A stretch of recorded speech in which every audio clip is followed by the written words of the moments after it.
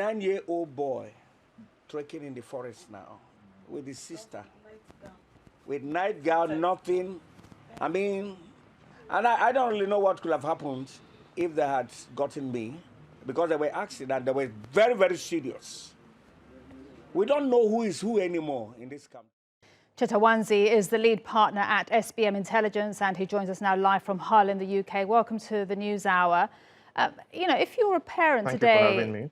You're welcome. If you're a parent today in Nigeria, tell us what assures you that you can send your child to school or university and that he or she will come home safely? Unfortunately, there's no assurance.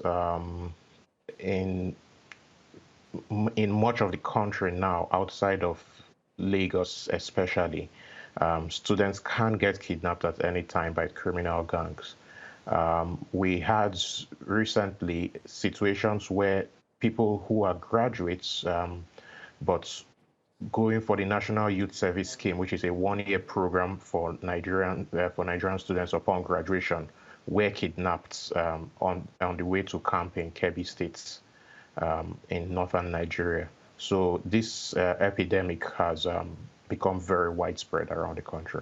It's incredible. You call it an epidemic. You say that there's no assurance, and yet just this week, the University of Abuja, that's in the capital, and they can't even keep that safe. That's very concerning. Yes, it's quite absurd. The University of Abuja is located in a part of Abuja called Gwagwalada, which is about an hour from the city center. But a part of the Federal Capital Territory, Kuje, which is even closer to the city than Gwagwalada, has seen 17 incidents of kidnap over the last 2 years. So it is getting closer to the capital. Last year, we had a situation where the Customs Service said that they had intelligence that Boko Haram was planning to have kidnap attacks in the capital, and security was ramped up for just 3 weeks. After that, everybody simply relaxed and went back to normal.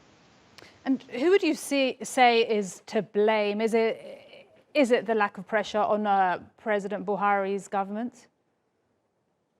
I place it squarely on the government.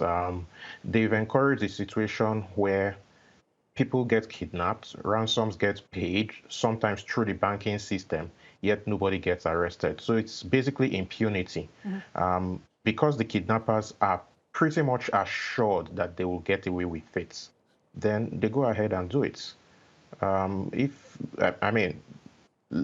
Let's put it rather bluntly and sadly. If you are going if you know for a fact that you can commit a crime and get away with it, most human beings will commit that crime if it's the easiest path to get rich. Why don't they punish them? I mean, surely they can't be getting away with this. So it's easy to say that there's some form of institutional laziness, and that exists. However, I think that a part of the problem is that Nigeria's security services are configured for regime security, not for anything like personal security of the people. So basically, for the most part, you have situations in the country where, as long as the ruling elites are fine, then as far as the security services are concerned, everything is fine. When it begins to affect the ruling elites, then that's when the security services see it as a problem. So in a nutshell, Cheta, you don't see this stopping anytime soon, especially if they're making millions and getting away with it? Unfortunately, I don't. We had a report published in May last year where we estimated the amount of ransoms paid over the decades prior to at about $19.8 million. What we do know is that, give or take, about $19 million has been demanded for. We can't say for certain how much has been paid out in ransoms, but the demands upon kidnapping now have topped that $20 million mark in the last 1 year alone. Sadly, very lucrative. Thank you so much for giving us the background and context. Cheta Nwanze from SBM Intelligence. Appreciate it. Thank you for having me.